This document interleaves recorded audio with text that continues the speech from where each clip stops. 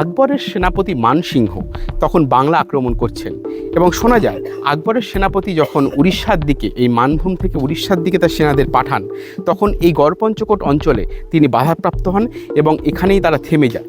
তার থেকে ধারণা করা যায় যে এই গড়পঞ্চকোট অঞ্চলে সেই সময়ে যে রাজত্ব ছিল, সে রাজত্ব ছিল খুবই শক্তিশালী, কারণ মানসিংহকে আটকে দেওয়া তো চারটিখানি কথা নয়। চারদিক ধ্বংসস্তূপ, একদম ভেঙে চুরে একসার অবস্থা। তার মধ্যে দিয়েই কিছু কিছু মন্দির এখন archaeological survey of India reconstruct করার চেষ্টা করছে। যদিও বহু বিল্ডিং, বহু মন্দিরের কোনো পরিচয় জানা যায় না, তবু এর একটা আলাদা ঐতিহ্য, এক আলাদা সৌন্দর্য রয়েছে।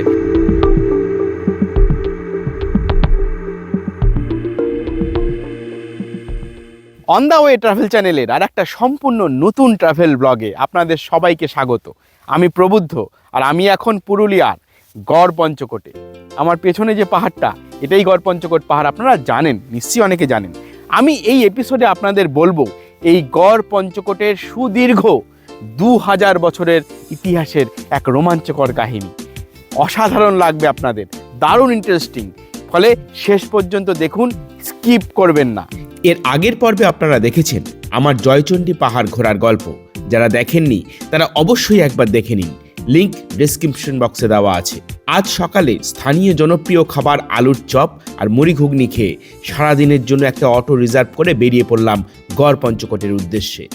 এই অটো আমাকে দেখাবে গড়পঞ্চকোট, পাঞ্চেত ড্যাম আর বরন্তী। ভাড়া নেবে 1300 টাকা। আপনারা চাইলে এর সঙ্গে মাইথন ড্যামটাও দেখে নিতে পারেন।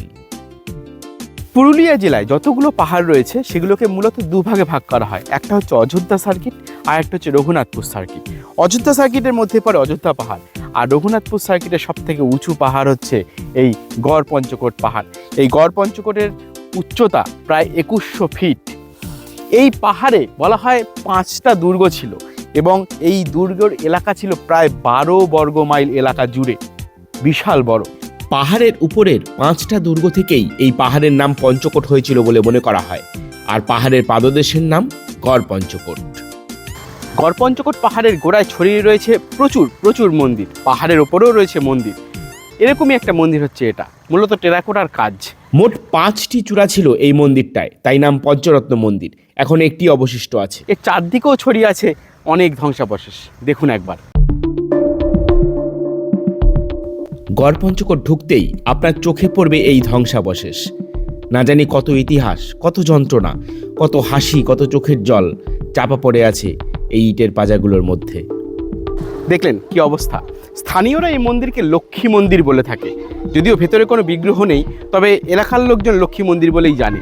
আর আমি যেখানে দাঁড়িয়ে রয়েছি, এই ঢিপিটাও একটা ধ্বংসাবশেষ, হয়তো কোনো মন্দিরের। এরা সব পাহাড়ের ওপর থেকে কাঠ কেটে নিয়ে আসছে পরপর, দেখুন মাথায় করে। আমি এখন উঠছি পাহাড়ের ওপরে একটু ট্রেকিং করে। বেশ খাড়াই, তবে খুব কঠিন নয়।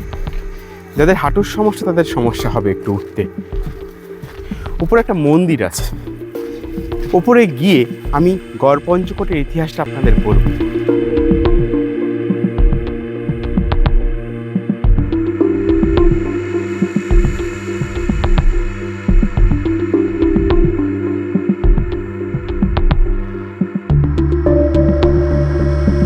বেশ কঠিন ট্রেক আছে, বেশ কঠিন ট্রেক আছে, মানে একদম খাড়া পাহাড় বেয়ে।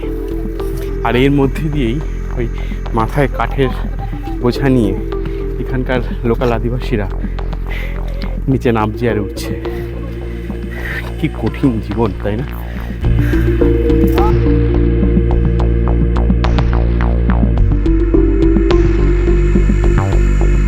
ট্রেকিংটা বেশ কঠিন ছিল, বেশ স্টিফ ছিল, বেশ টাফ ছিল, একটু কষ্টই হয়েছে। কিন্তু এখানে ওঠার পরে আপনি কি দেখতে পাবেন জানেন? বিস্তীর্ণ সমতল ভূমি, যতদূর চোখ যায় শুধু সবুজ আর তেমন হাওয়া। আর এই হচ্ছে প্রায় 400 বছর আগে বানানো পঞ্চকোট পাহাড়ের ওপরে রঘুনাথ মন্দিরের গেট। আজকে জানুয়ারি মাসের 5 তারিখ 2025, শীতকাল। প্রচুর লোকজন এই গড়পঞ্চকোটে ঘুরতে এসছেন, ফলে ভিড় খুব। তার মধ্যে দাঁড়িয়ে আছে এই প্রাচীন মন্দিরগুলো। গড় পঞ্চকোটের গল্প শুরু হয় আজ থেকে প্রায় 2000 বছর আগে, সেই 80 খ্রিস্টাব্দে, মানে যীশুখ্রিস্টের জন্মের জাস্ট 80 বছর পরে। এই অঞ্চলে জনশ্রুতি আছে সেই সময়ে বিহারের জমিদার জগৎশিখর তার লোকজন নিয়ে উড়িষ্যার দিকে যাচ্ছিলেন।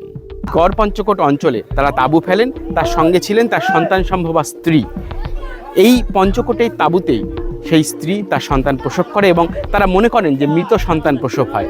ফলে জগৎ সিং দেও সেই সন্তানকে এখানে রেখে এগিয়ে যান উড়িষ্যার দিকে। পরে এই এলাকার মানুষজন সেই সন্তানকে উদ্ধার করে এবং দেখে সে জীবিত। তার নাম দেওয়া হয় দামোদর। এই দামোদর শিখরকে এই অঞ্চলের তৎকালীন অধিবাসীরা রাজা হিসেবে স্বীকার করে নেন এবং তিনি এখানে তার রাজ্য স্থাপন করেন। সেই থেকে শুরু। তারপর দীর্ঘ 1500 বছর এর কোনো সুনির্দিষ্ট ইতিহাস পাওয়া যায় না। পঞ্চকোট পাহাড়ের ওপরে এই মন্দিরটা প্রায় পুরোটাই ভেঙে গিয়েছিল, পরে এটা রিকনস্ট্রাক্ট করা হয়, তাই ভেতরে কোনো বিগ্রহ নেই। এই গড় পঞ্চকোটের 5টা গেট ছিল বা দুয়ার ছিল: আখি দুয়ার, দেশবাদ দুয়ার, খড়ি দুয়ার, বাজার দুয়ার আর দুয়ার বাদ দুয়ার। সবকটি এখন ধ্বংসপ্রাপ্ত।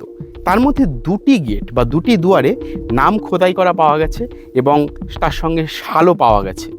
নাম পাওয়া গেছে বীর হাম্বির, মল্লরাজ বীর হাম্বিরের নাম পাওয়া গেছে এবং শালটা ইংরেজি হিসেবে 1600 এবং 1602। এবার 1602 তার মানে হচ্ছে আকবরের সেনাপতি মানসিংহ তখন বাংলা আক্রমণ করছেন এবং শোনা যায় আকবরের সেনাপতি যখন উড়িষ্যার দিকে, এই মানভূম থেকে উড়িষ্যার দিকে তার সেনাদের পাঠান, তখন এই গড় পঞ্চকোট অঞ্চলে তিনি বাধাপ্রাপ্ত হন এবং এখানেই তারা থেমে যায়। তার থেকে ধারণা করা যায় যে এই গড় পঞ্চকোট অঞ্চলে সেই সময়ে যে রাজত্ব ছিল সে রাজত্ব ছিল খুবই শক্তিশালী, কারণ মানসিংহকে আটকে দেওয়া তো চারটিখানি কথা নয়। বীর হাম্বিরের নাম পাওয়ায় এটাই স্পষ্ট হয় যে এই গড় পঞ্চকোট ছিল মল্ল রাজাদের অধীনে, কারণ বীর হাম্বির ছিলেন 49তম মল্লরাজ। মল্লরাজ রঘুনাথ সিংহ, যার রাজত্বকাল 1626 থেকে 1656, সেই সময়কালের মধ্যে এই মন্দিরটি স্থাপনা করা হয়। তবে এর থেকে এই অঞ্চলে যতগুলো মন্দির আছে সেই মন্দিরগুলোর সৃষ্টির একটা সময়কাল আন্দাজ করা যায়। বলা হয় গড় পঞ্চকোট যে মেইন ফোর্ট ছিল সেই ফোর্টের সঙ্গে এই মন্দিরের সরাসরি সংযোগ ছিল, যদিও মন্দিরটি ঘেরা ছিল পাঁচিল দিয়ে, পাথরের পাঁচিল দিয়ে। সে পাঁচিলের অবশিষ্ট অংশ এখনও রয়েছে। আপনারা যদি মন্দিরটি চারদিকে ঘোরেন তাহলে সেটা এখনও দেখতে পাবেন।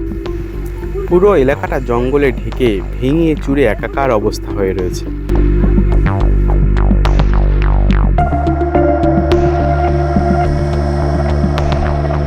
অষ্টাদশ শতাব্দীর গোড়া থেকে এই গড় পঞ্চকোট অ্যাবান্ডন হতে শুরু করে।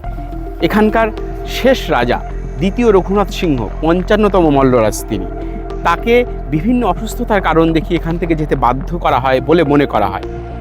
এর অনেকগুলো কারণ আছে। একটা কারণ মনে করা হয় রাজা চিত্রসেন রায়, যিনি শেরগড় পরগনার রাজা ছিলেন, তিনিও এই মল্লরাজকে এখান থেকে যেতে বাধ্য করেন। তবে একটা আন্দাজ বা একটা ধারণা করা যেতেই পারে, সে সময় যেহেতু মুঘল আগ্রাসন হচ্ছিল, ফলে সেই কারণে এই গড় পঞ্চকোট রাজ্য অধিকারের কারণে এই মল্লরাজ রঘুনাথ সিংহ, দ্বিতীয় রঘুনাথ সিংহ, যিনি 55তম মল্লরাজ ছিলেন, তাকে এখান থেকে চলে যেতে বাধ্য করা হয়। এক সুদীর্ঘ ইতিহাস। ভাবুন, সেই 80 খ্রিস্টাব্দ থেকে শুরু করে 1702 খ্রিস্টাব্দ পর্যন্ত এই গড় পঞ্চকোট রমরম করত। অসাধারণ। আপনারা এখানে আসবেন, আসলে পাহাড়ের উপরে এই রঘুনাথ মন্দির দেখবেন, ভালো লাগবে।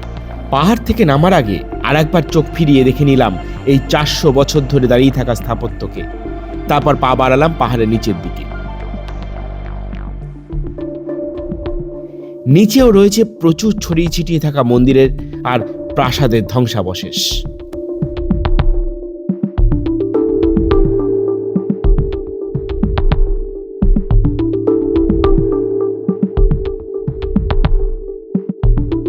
সেই 1702 সালের পর থেকে অ্যাবান্ডেন্ট হয়ে রয়েছে এই গড় পঞ্চকোট দুর্গ।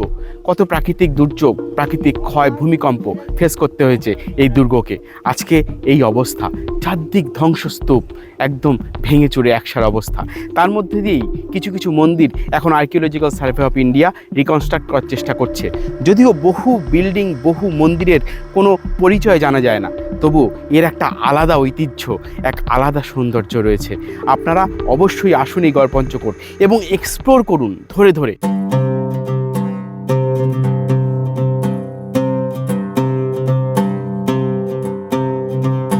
আপনারা জানেন বিষ্ণুপুরের মন্দিরের টেরাকোটার কাজ হচ্ছে বাংলার ঐতিহ্য।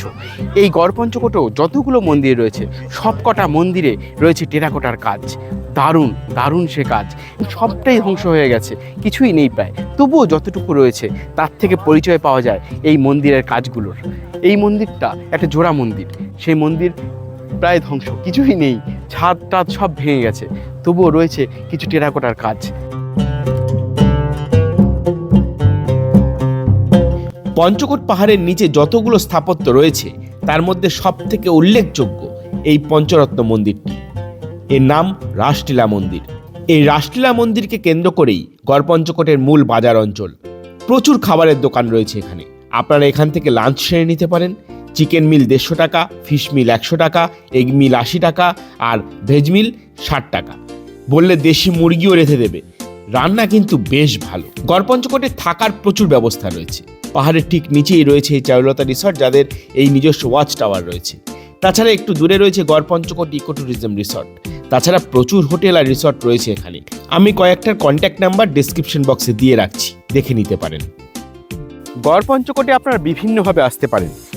আমি যেভাবে এসেছি, অর্থাৎ জয়চণ্ডী হয়ে হাওড়া থেকে আদ্রা পর্যন্ত ট্রেনে এসেছি, সেখান থেকে জয়চণ্ডী ঘুরেছি। জয়চণ্ডী ঘুরে পরদিন সকালবেলা একটা অটো রিজার্ভ করে আমি এসেছি এই গড়পঞ্চকোটে। আর তাছাড়া আপনারা আসানসোলে আসতে পারেন। আসানসোল থেকে এই গড়পঞ্চকোটের দূরত্ব 34 কিলোমিটার, প্রায় 1 ঘন্টা 15 মিনিট থেকে 1.5 ঘন্টা মতন সময় লাগে যদি আপনারা অটো রিজার্ভ করে নেন। আসানসোল স্টেশনের বাইরেই আপনারা এই অটো বা গাড়ি ভাড়া পেয়ে যাবেন। আর যদি জয়চণ্ডী থেকে আসতে চান তাহলে সেক্ষেত্রে আপনাকে অটো রিজার্ভ করতে হবে, ভাড়া পড়বে 1400 থেকে 1600 টাকার মধ্যে। দীর্ঘ 2000 বছর ধরে সময়ের হিসেব রেখে চলেছে এই গড়পঞ্চকোট। কত লোকজন, রাজা উজির, সৈন্য সামন্ত পরিবেষ্টিত হয়ে থাকা এই গড়পঞ্চকোট আজ শুধুমাত্র একটি ট্যুরিস্ট স্পট। তবে এর পেছনের ইতিহাস কিন্তু বেশ রোমাঞ্চকর। কিছু আমি বললাম, বাকি আপনারা খোঁজ করবেন। বহু ভুল তথ্য কিন্তু ছড়িয়ে রয়েছে এই জনপদ নিয়ে, সেগুলোও যাচাই করবেন। এখান থেকে আপনারা ঘুরে নিতে পারেন জয়চণ্ডী পাহাড়, পাঞ্চেত আর মাইথন ড্যাম আর বরন্তী। গড়পঞ্চকোট পাহাড়ের নিচে রাস মন্দিরের চারপাশে ছড়িয়ে রয়েছে প্রচুর ছোট ছোট মন্দির আর দুর্গের ধ্বংসাবশেষ। আপনারা সেগুলো দেখবেন আর পারলে ইতিহাস জানার চেষ্টা করবেন। এই এপিসোডটা আপনাদের কেমন লাগলো কমেন্ট করে জানাবেন। ভালো লাগলে একটা লাইক দেবেন আর চ্যানেলটাকে অবশ্যই সাবস্ক্রাইব করে নেবেন। আপনারা সাবস্ক্রাইব করলে আমি এরকম আরও প্রচুর ভিডিও আপনাদের কাছে নিয়ে আসার সাহস পাবো। আজকের পর্বে এত পর্যন্তই। দেখা হচ্ছে পরের পর্বে পাঞ্চেত আর বরন্তী ড্যাম নিয়ে। ভালো থাকবেন আর ঘুরতে থাকুন প্রাণ ভরে।